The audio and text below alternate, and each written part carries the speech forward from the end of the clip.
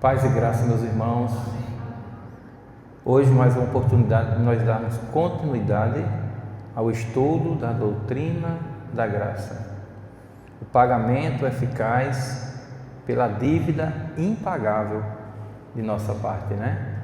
Somente pela graça nós temos a aceitação diante de Deus Pai. Essa graça foi adquirida e concretizada de modo cabal por nosso Senhor e Salvador Jesus Cristo.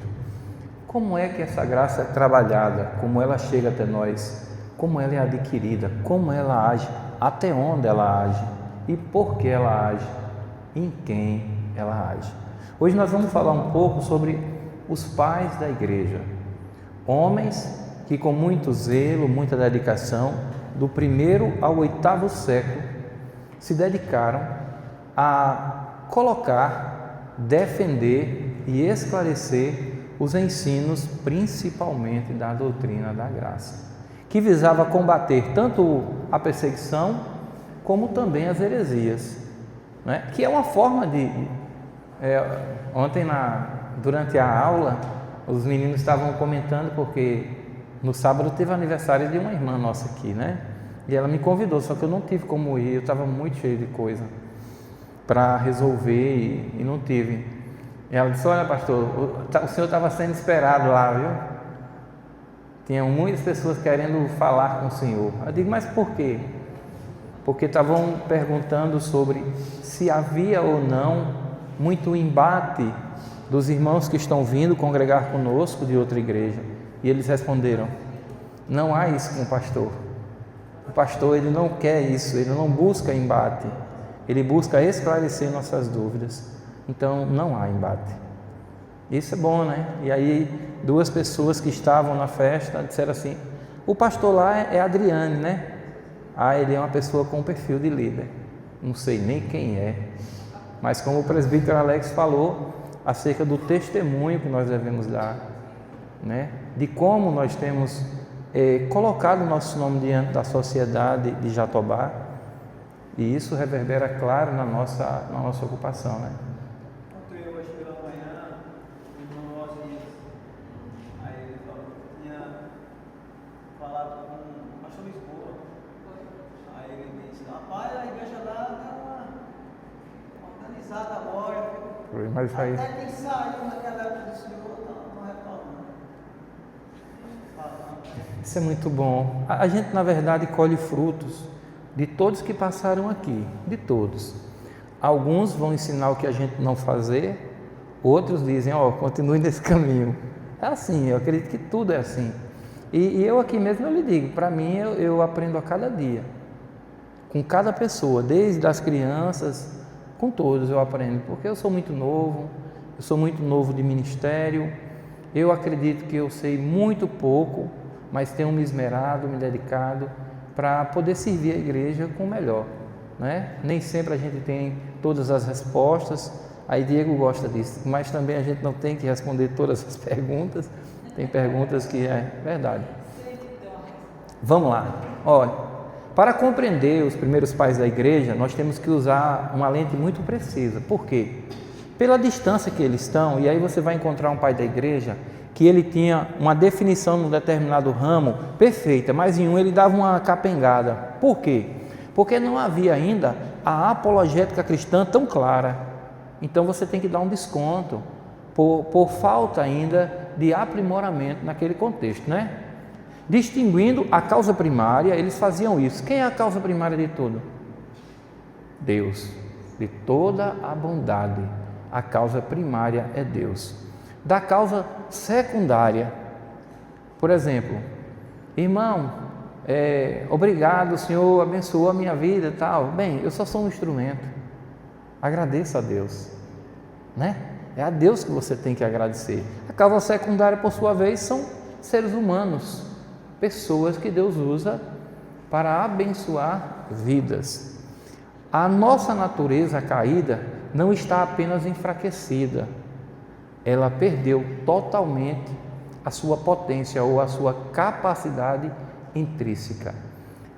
Na carta de Paulo aos Romanos, ele vai dizer que nós estávamos mortos antes de Cristo Nós estávamos mortos e Ele vos deu vida e a deu em abundância. Ok? Então não era uma questão de que eu estava fraco, não, eu estava morto, eu não tinha poder de reação, eu não tinha poder de contribuir com nada para a salvação, para o benefício dessa graça, para escolher o bem espiritual. Por isso, a igreja antiga já ensinava que Deus, quem age em primeiro lugar, Ele é o ato puro que intervém na história, move a nossa vontade morta para a vida de forma infalível e irresistível. Então, o conceito global dos pais da igreja era isso aqui.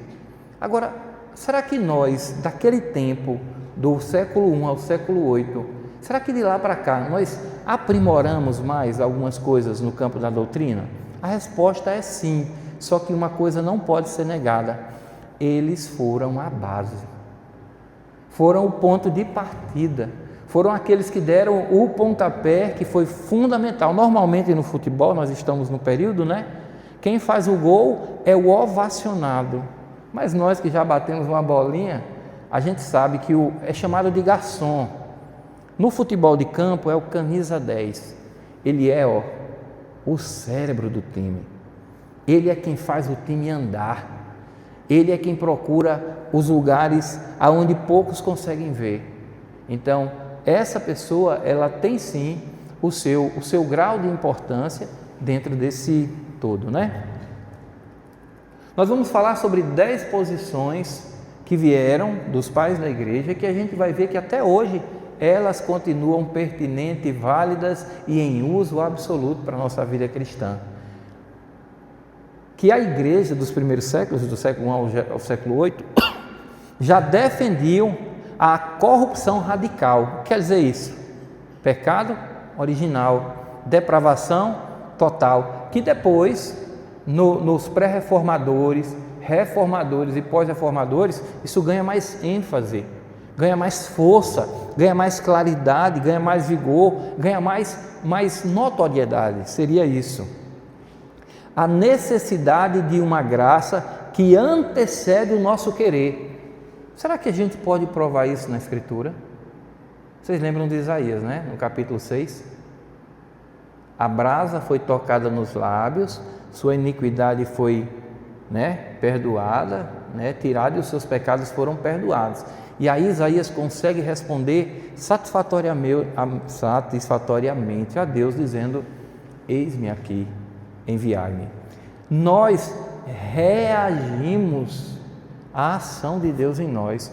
Deus não está e nunca esteve disposto a reagir a uma ação nossa. Morto não faz nada, né? Mais para frente ele diz aqui: uma eleição baseada no decreto de Deus e não em uma mera previsão do futuro. Isso aqui ele está falando da presciência, como o arminianismo vê. Lívia ia crer, aí Deus viu, aí salvou Lívia. A ação primária já não é de Deus, é de Lívia. Ou seja, Lívia teve um comportamento fora do conhecimento de Deus. É muita coisa, meus irmãos. É você tentar dar ao homem o que realmente só pertence a Deus. É leviando isso, né? E sua providência sobre cada detalhe do universo, ou seja, nada sai do controle de Deus. Então, os pais da igreja, eles já tinham essa mentalidade. Eles já conseguiam descrever com tamanha claridade e lucidez a doutrina da graça. Lá vai eu, ó, com o dedo, meu irmão. Está em São Paulo, Lívia. Foi, não deu aquele lance na tela? E aí não teve, já tinha vencido a garantia. E aí eu liguei com o pessoal, eles disseram assim: o senhor confia em mandar para a gente fazer análise? Confio. Tomou queda? Eu disse: não, mandei. Já está em São Paulo já. Compreender este peso histórico não é um mero exercício intelectual para debates teológicos. Isso aqui não é para você dizer que é mais do que Alex. Mas se Alex tem uma dúvida, você pode ser o instrumento que vai esclarecer Não é assim? Não é para isso? É, sobretudo, o descanso prático para a sua alma. Estou salvo, não estou salvo. A graça foi dada, a graça foi tirada. Entende? Então isso traz um refrigério, um descanso para você. Saber que a sua redenção não está suspensa na fragilidade do seu próprio livre-arbítrio, mas repousa segura, eterna e inabalável nas mãos do nosso Deus imutável. Não muda. Foi o mesmo ontem, é o mesmo hoje e será para todo sempre. Escolhido e eleito por Ele antes da criação do mundo. Jamais será revogado. Essa semana, um rapaz respondendo ao reverendo Hernandes Dias Lopes, falava sobre isso, né? Sobre a certeza da salvação, sobre os que são salvos. E ele disse assim, que muitos se perderiam, está lá em Mateus, esse texto fala sobre isso, mas muitos que diziam ser, e não se trata do que você diz, não é se o seu nome está escrito no rol de membros da Igreja Presbiteriana de Itaparica, não, é se o seu nome está rolado no livro da vida que borracha não apaga. Quem separou, escolheu e justificou você foi Deus. Você só encontra-se na qualidade de beneficiário. Desfruto. Eu me beneficiei da obra de outro. Foi a obra de Cristo. Consumada. Você não tem que fazer mais nada. Então eu vou viver qualquer vida. Olha o dedinho. Você vai viver a vida que agrada a Deus, como um servo que reconhece e é grato ao seu Senhor. A primeira posição dos pais da igreja, pode falar. Da igreja tem um joio, né? Aí o joio também se acha salvo. Se achar é uma coisa, a Bíblia diz que você tem certeza. Não, eu sei. Sim. Estou dizendo, quem tem certeza, mas o joio ele tem certeza no meio da gente. Será? Ele acha que é. Até muitos que não estão na igreja. Talvez eu não esteja sabendo explicar. Então. Isso. Com relação à salvação, se a senhora perguntar lá fora, muitos vão dizer, se hoje você vai para o inferno ou para o céu, alguns dizem para o inferno e muitos dizem para o céu, mas se você perguntar como ele tem essa certeza, de onde ela vem, como ela brotou nele, ele não sabe explicar. Pode ser que ele faça parte, Diego, dos eleitos? Pode. Vai para o céu porque faz boas obras.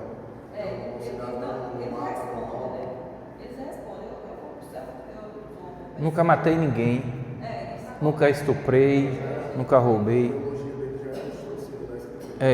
Da meritocracia, presbítero Alex. Na escatologia, vai chegar um momento que o juiz separa um lado do povo. E muitos vão dizer ali, muitos estavam na igreja, vão dizer, mas Senhor, lá não tem mais ninguém ainda. Eu expulsar demônios, acontecer. Nunca vos conheci. Porque Jesus conhece as suas ovelhas, escutam a sua voz. Mas vamos achar também isso. Aí a gente fica pensando, será que eu sou joio? Lívia, eu estava tomando banho agora. Aí você fica pensando agora, será que eu sou? Eu estava tomando banho agora lá. Estava tomando banho em casa e louvando e chorando lá dentro do banheiro sozinho. E me alegrando com a bondade de Deus. É muito bom. Agradecer pela vida de minha pequena. Todo dia de manhã tem vídeo. É braba para acordar, mas hoje ela acordou alegre. Vamos falar na primeira posição, que é a distinção metafísica entre ordem transcendente e predicamental. Olha o que diz. Para entendermos como Deus age na salvação, é vital distinguir o que Ele é em si mesmo e como Ele interage conosco. Por exemplo, quando Gênesis, no 7º dia, diz assim: e descansara Deus da obra que fizera. Nós falamos que a melhor tradução ali é contemplar, né? Porque entendemos que Deus não cansa. Mas por que a palavra cansar não é leviana no texto como tradução? Lembre-se que é o 7º dia. É uma pedagogia, é um ensino. É o dia que você externiza a sua confiança nele. Eu trabalhei 6 dias, vou trabalhar mais um 7º, porque aí vem o extra, o novis fora. Não, Deus desde a criação, Ele pedagogicamente nos ensina a reservar em nossas vidas o dia do Senhor. E muitas vezes que atende pelo nome de teofania. Deus aparece e age com essa manifestação teofânica no Antigo Testamento. Deus descendo para se fazer compreender a humanidade. A senhora ama? Se a senhora ama Lívia como Deus, então, mas Deus comunicou o amor à criação, porém nós não temos como amar como Deus. A senhora é capaz de saber o que eu estou pensando agora? A senhora nem sabe o que eu estou pensando. Quer que eu diga? Canjica. Está sabendo, né? Ela sabe, ela é comparsa na canjica. Então, assim, isso Deus não comunicou a nós, mostrando que Ele comunicou muitas coisas à sua criação. Na ordem transcendente, Deus é ato puro, infinito e imutável, nada lhe falta em potencial. Deus é o que é em si mesmo. Deus não será mais santo porque tu ora a Ele. Deus não será poderoso porque você diz, Deus, em ti está todo o poder e eu determino o que, ureia seca. Deus é o que é em si mesmo. Agora, na ordem predicamental, na história, no decorrer do tempo, Ele se revela progressivamente. Ele se revela e age pedagogicamente, acomodando-se a nossas limitações. A graça atua no tempo, mas emana de um ser atemporal. Lembra-se que a graça ela está apresentada de 2 maneiras: graça especial e graça comum. A graça comum são atos e manifestações de Deus, como o sol, a chuva, coisas do tipo, da criação de Deus. A segunda posição vai falar um pouco sobre a depravação total, é a corrupção radical e a precedência ontológica da graça. A natureza humana não está apenas doente, não, mas morta. Infelizmente, todos que dizem poder fazer alguma participação, eles cometem um ato extremamente leviano. Primeiro, que eles desqualificam a obra de Cristo, porque ela é suficiente. Olhe, uma das características que compõem uma seita é Cristo mais algo. Cristo mais dízimo, Cristo mais a minha decisão, Cristo mais é somente Cristo. Atos 4,12 pode muito bem nos trazer um entendimento sobre isso. Ele segue dizendo assim: uma árvore precisa primeiro ser feita boa em sua essência para depois gerar bons frutos em seus atos. Ou seja, o que diz em Efésios no capítulo 2, acho que se não me engano é verso 9 ou 10, quem pode abrir para mim? Efésios 2, é o verso 9 ou 10, por favor. Eu acho que vai ser o 10. 2:10. Olha aí para mim, por favor. Pois somos feitura dele, criados em Cristo Jesus para as boas obras, as quais Deus de antemão preparou para apresentar. Essa é a resposta. As boas obras só podem brotar de nós se esse foi aplicado de fato em nossa vida.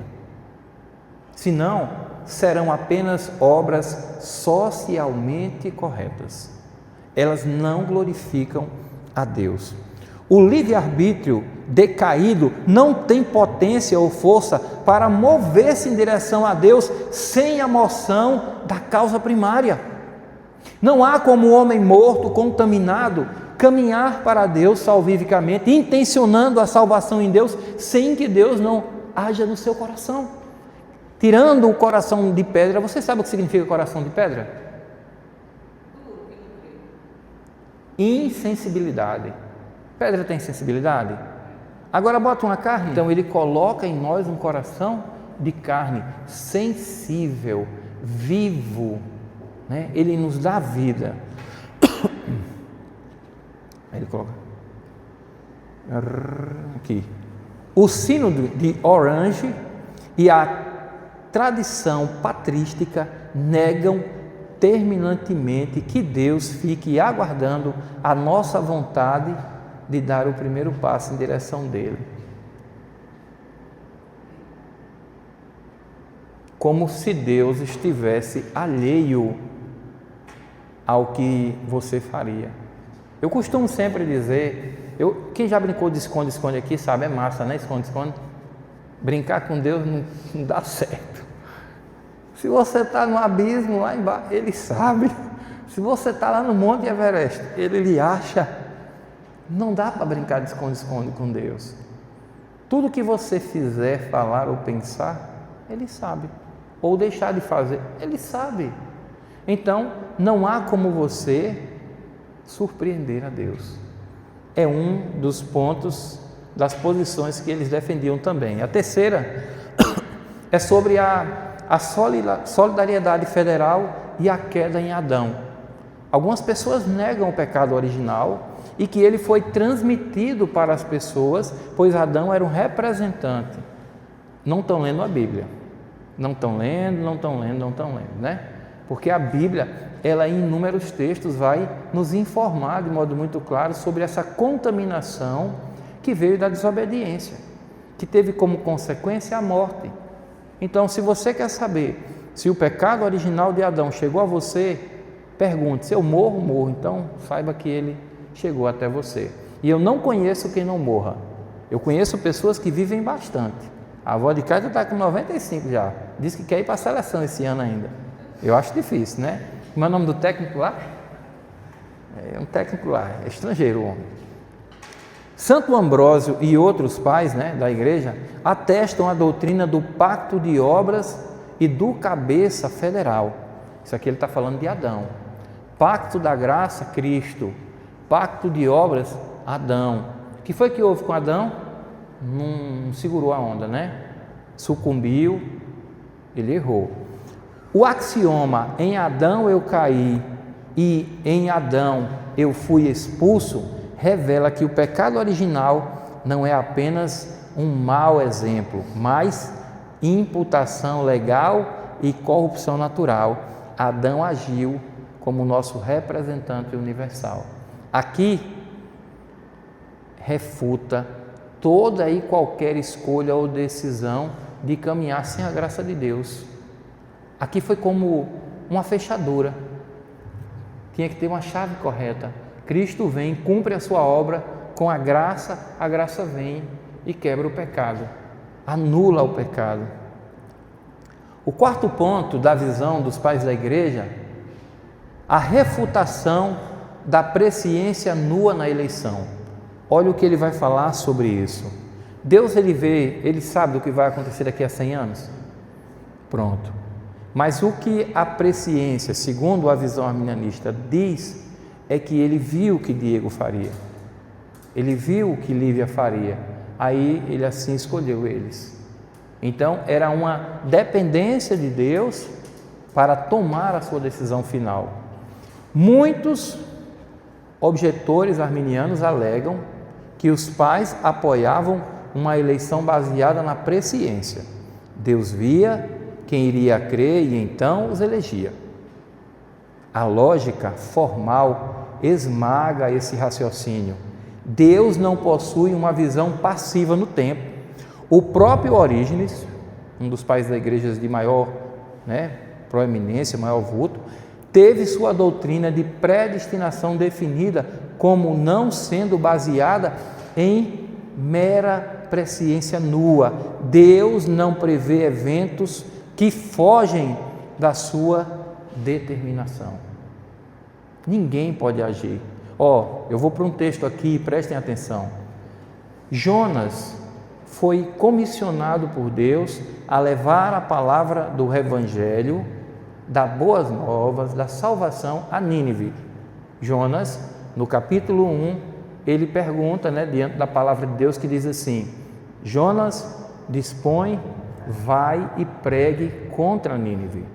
Jonas, Nínive era para cá, Tarso para o outro lado. Ele foi para Tarso.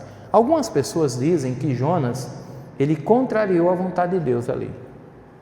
Deus queria uma coisa e Jonas fez outra. Aquilo eles dizem que é livre-arbítrio. O que foi que aconteceu com Jonas? Naquela embarcação aconteceu todo um furdunço e ele disse: olha, tudo isso é porque eu estou em desobediência ao meu Senhor. Houve arrependimento, houve anúncio do Evangelho naquele barco? A resposta é sim. Ele foi jogado no ventre. No capítulo 3, a mesma palavra vem a Jonas: Jonas, vá pregar contra Nínive. O capítulo 1 e 3 mostra a imutabilidade de Deus e mostra a nossa mutabilidade. Deus imutável, o homem mutável. Deus não muda, o homem muda. Jonas pregou e ali houve arrependimento. Uma metrópolis, um grande centro com mais ou menos 120 mil habitantes, arrependeu-se em massa. 120 anos depois, Naum vai como profeta de Deus a Nínive, só que não há arrependimento. Quem sabe me dizer onde fica Nínive aqui? Ela foi destruída,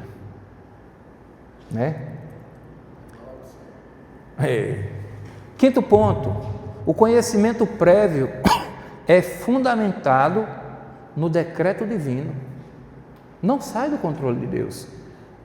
A presciência de Deus nos pais da igreja não é a de espectador assistindo um filme futuro. Vai tomar decisão, Lutero vai fazer o que agora? Eita, eu vou esperar para ver. Não, me desculpa, meu irmão. Aí Lucas disse que estão lançando um filme agora, é de He-Man, é? He-Man, não sei o que, aí Lucas, bem, ia gostar. Talvez eu gostasse, faz parte da nossa infância lá e tal. É que é a mesma dublagem. Dá uma lembrança. He-Man está mais magro, está tomando Monjaro.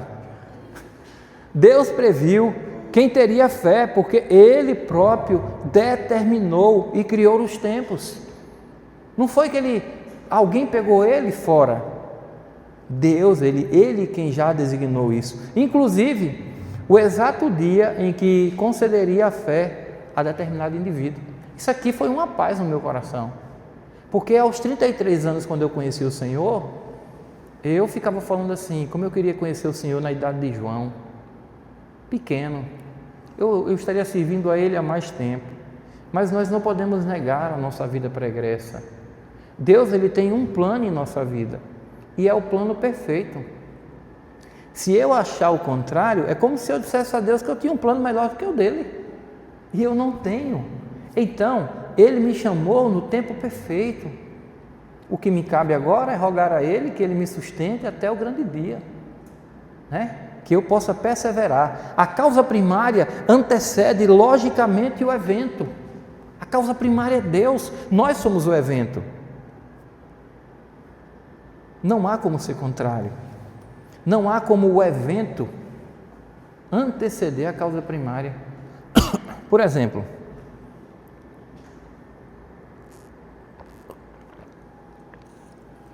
quando os ventos nos Estados Unidos, aqueles ventos fortes, eles atendem por nomes, Aí cada ano zera, começando sempre pela letra A, B, C, D, E. Um dos mais conhecidos foi o Katrina. Quais foram as consequências, Lívia? E a causa? Furacão. Correto? Então, como é que a gente vai considerar as causas ou as consequências sem a causa. Isso eu estou colocando como analogia. Então, a causa primária é Deus, nós somos as consequências daquilo. É Deus quem age em nós. Não é a gente que vai ficar com o controle remoto, vai para a direita, vai para a esquerda. Não existe isso. O 7º diz assim: a concorrência divina nas ações humanas. Eles, os pais da igreja, como Maurício Victorinos, eu não conhecia, já lançavam os fundamentos da concorrência divina. Deus, como causa primária, sustenta a causa secundária, que somos nós, os seres humanos. É Ele quem nos sustenta. Ele deu início, aquele que começou a boa obra em vós é fiel para que termine. É Ele. Isso significa que, analogicamente, a força elétrica que faz um computador funcionar sem alterar sua programação, Deus move a vontade humana infalivelmente em direção ao bem, sem violar a sua natureza evolutiva. Por isso que tem o que nós chamamos de responsabilidade do homem. Você vai saindo daqui para a sua casa, Lívia, e você encontra um veículo, às vezes até na porta de um conhecido, que aqui todo mundo se conhece, com todos os vidros abertos, com muita coisa dentro, computador, câmera fotográfica, e você olha assim, esqueceu o vidro aberto? Tal, você avisa. Você vai subtrair alguma coisa ali de dentro? Mas existem pessoas que vão, correto? Ela faz isso porque ela não sabe que é errado? Ela sabe, ela tem total certeza, como você sabe. A diferença é a escolha feita por você. Só isso. As consequências para ambos são iguais, porém, diante das escolhas feitas, elas são diferentes. Se você escolhe fazer o primeiro ato, é a menina direita, mas se você faz o segundo, é uma sem futuro, uma ladra, assim, uma bandida. O ponto 8 é o escopo específico da expiação, da redenção particular. Deus é um Deus pessoal.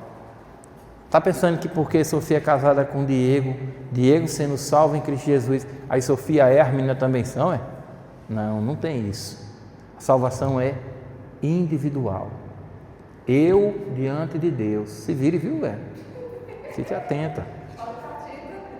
A morte de Cristo não foi uma oferta genérica à humanidade sem rosto. Não. Tinha um povo escolhido, raça eleita, tornando a salvação apenas uma possibilidade, como que se cada pessoa colocasse o seu rosto na salvação. Cristo morreu com eficácia. Os pais demonstraram que o seu sacrifício é para os que creem e para os que creriam, já incorporados eternamente nele. A salvação da humanidade não significa salvar cada indivíduo que já existe nela, mas salvar eficazmente o seu povo. Não sou eu quem vou colocar, não tem aquelas, quando tem às vezes festas tradicionais, o povo não bota lá aquelas roupas tradicionais, você bota o rosto, parece que você está vestido. Não é assim não, cada um foi escolhido, ele conhece as suas ovelhas, elas ouvem a sua voz e o seguem. João capítulo 10, de maneira nenhuma seguirão o ladrão e o salteador. Eu me lembro, meus irmãos, do dia do meu chamado. Não foi Adrianó, não, foi Adriane. Venha, meu filho. Foi como se eu ouvisse, né? Quando a gente fala ouvir, não é oi, não. É no nosso coração. É algo que traz uma paz, que traz uma nova direção para nossas vidas, né? O 9º ponto fala sobre a rejeição patrística acerca do livre-arbítrio ou da ação autônoma. Como que se eu pudesse adotar ou rejeitar a graça. A graça salvífica, ela é resistível? É. Sim. Ali, ó. A graça salvífica só pode ser considerada resistível para os não eleitos. Mas para o eleito, ela é sim irresistível. Ele diz: eis-me aqui, como disse Ananias, diante da ordem do Senhor para orar por Paulo, em Atos capítulo 9, como disse Isaías, como disse Noé, como disse Abraão, como disse todos os servos de Deus, aqueles que faziam parte do povo dele, irresistivelmente. Mas aí, pastor, a graça não é concedida aqui a todos. A fé não é de todos, né? E a graça já vem, né? Salvos pela graça mediante a fé, né? Então, a fé salvífica só pode ser dita resistível para quem nunca teve ela. Só. Porque para os eleitos, ao qual ela foi feita, guardada, reservada e destinada, ela é eficaz e irresistível. Aqueles que falam isso, eles acham que desfrutam da genuína fé, da genuína graça, mas é só de uma mera tipificação criada em suas mentes. Não é a genuína. Pode falar, minha irmã. Não, ela só vai pegar aí porque ele falou que ele está dizendo que só é resistível porque não é oferecida. Porque se fosse oferecida, não tinha como resistir. É a mesma coisa do salvo e não salvo.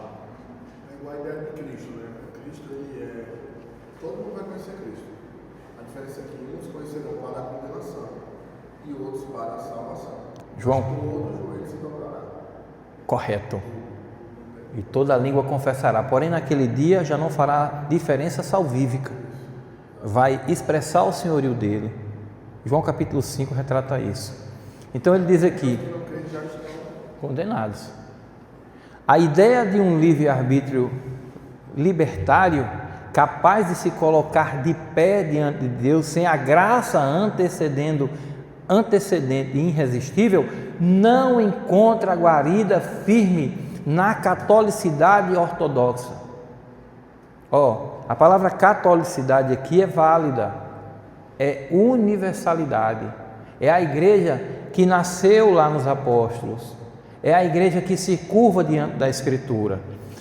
Vertentes que hipervalorizavam a autonomia humana com certas ramificações de originismo, logo foram combatidas como heresias no Ocidente, muito antes de Agostinho se levantar contra Pelágio.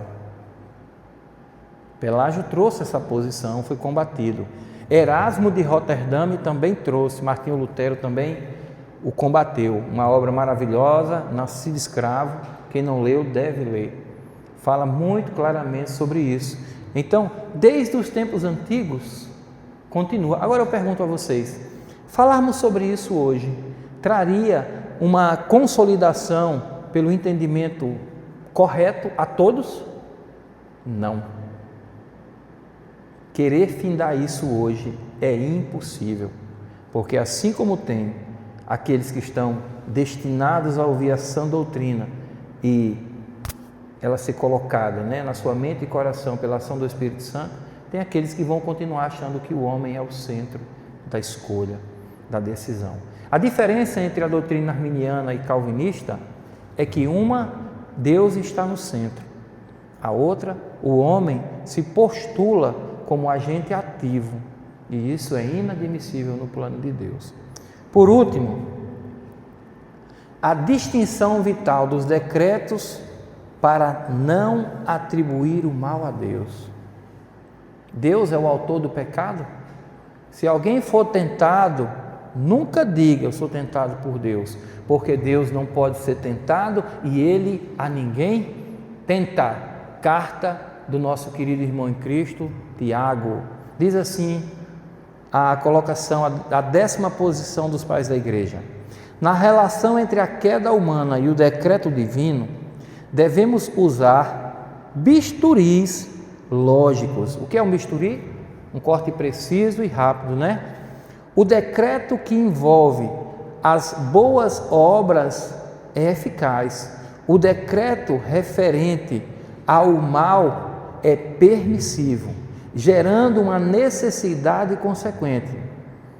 Necessidade de consequência lógica. Foi o que eu falei com o Lívia aqui, sobre nos depararmos com a mesma situação. Eu não faço isso porque é errado, não. Eu tenho um bom nome a zelar e é o nome de Deus. Mas não torna Deus autor do pecado. Em linguagem moderna, se eu soltar a gravidade sobre um copo frágil, um copo de vidro, o copo cai e inevitavelmente a natureza quebradiça é dele.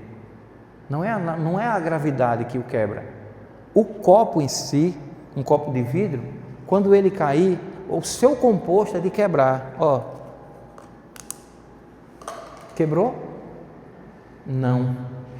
A natureza dele não é essa. A nossa natureza caída é tendenciosa ao pecado, ao divórcio, ao distanciamento, à desobediência, a tudo que desagrada a Deus. Mas não torna Deus autor do pecado. Em linguagem moderna, se eu soltar o copo, é frágil, o copo cai, e inevitavelmente a sua natureza é de que ele cai e quebra. Não tinha, ele não poderia se manter. Tiago 1,13. O texto mostra aqui sobre a graça de Deus e a nossa responsabilidade. Qual é a chance de nossa igreja estar assim num dia de domingo? Bem difícil, né? Porque às vezes há algumas prioridades. Eu sei que há algumas situações à parte, isso não se conta, né? Mas há algumas prioridades. O culto do domingo às vezes é prioridade. Alguns atos que podem acontecer em alguns cultos são prioridades. E quando na verdade a nossa vida deve ser prioridade diante de Deus, né? Em colocar-se como servo dele. A palavra culto, como já foi ensinado em outros momentos, é serviço. A posição dos pais da igreja nessas 10 colocações feitas, elas em momento algum colocam o homem como um participante ou um autor da graça. Não, ele é sim um participante que desfruta da graça de Deus. Eles nunca, em momento algum, divorciaram-se da ação eficaz de Deus sobre o seu povo. Que Deus nos ajude, que Ele nos conceda darmos continuidade, mesmo pequeno como somos, mesmo, né, precisando aprender tanto, é o que nós precisamos, né? E o primeiro erro nosso é achar que já sabemos. Esse é o maior erro.